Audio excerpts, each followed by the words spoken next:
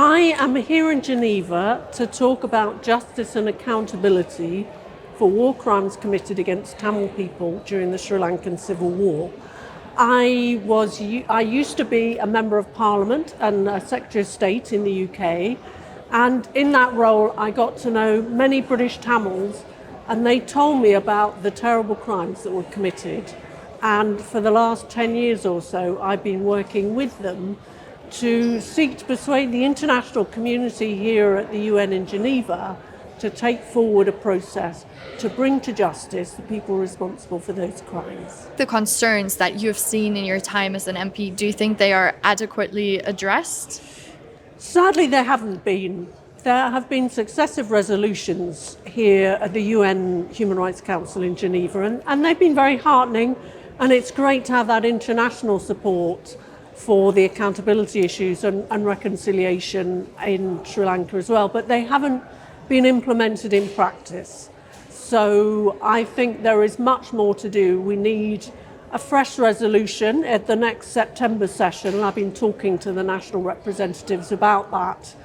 But also, as well as accountability, we need a political process to help the Tamils in Sri Lanka right now. We need demilitarization of the north and east, the Tamil areas, and a set of negotiations to create a new constitutional settlement so that there is genuinely inclusive government in Sri Lanka and power sharing between its two communities so that at last Tamils can take their place at the top table of Sri Lankan politics and ensure that their voices are heard and they're treated fairly. You have not only worked with the Tamils, we have heard. You have also been quite active with the Indian community in the UK, and you are also an advocate for attacks against Hindus in countries such as Pakistan and Bangladesh. What are your concerns about that situation? What can you tell us about that? You raise an important issue, and as you say, I have great friendships and high regard for the Indian diaspora community in Britain. I used to represent many of them in the constituency I represented in Barnet in North London. And after engaging with them, they really opened my eyes to the perils faced by Hindus in places like Pakistan, in Pakistan-occupied Kashmir, and to some degree in Bangladesh as well. I have highlighted during my time in Parliament the plight of Hindu and Christian girls in Pakistan and the really worrying phenomenon of forced conversion and forced marriage. And this is absolutely a problem that the world needs to wake up to. These are very vulnerable individuals, and we really need to take action to prevent that kind of abuse. And of course, also recently there have been worrying reports of discrimination and attacks on Hindus in Bangladesh. So that's also something I hope that human rights defenders across the world will get focused on. And thank you for your work on this.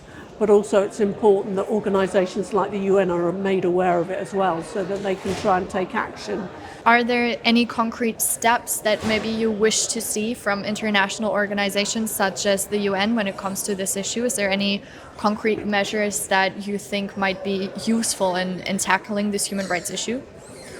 I think that the UN needs to sort of reorder its priorities when it comes to human rights. There are so many countries where they focus on their record again and again and again, whereas other countries they don't look at, and somehow there's a suggestion that if it's racism directed against Hindus, then that's somehow not as serious as racism and hatred directed against other groups. And that approach is completely wrong. I think that national delegations, ambassadors and political leaders should be raising this issue in international fora so that we see concrete steps taken to deal with it, and I hope they will raise it with the government of Pakistan, for example, and urge them to take action to ensure that young women are not subject to this abuse and violence.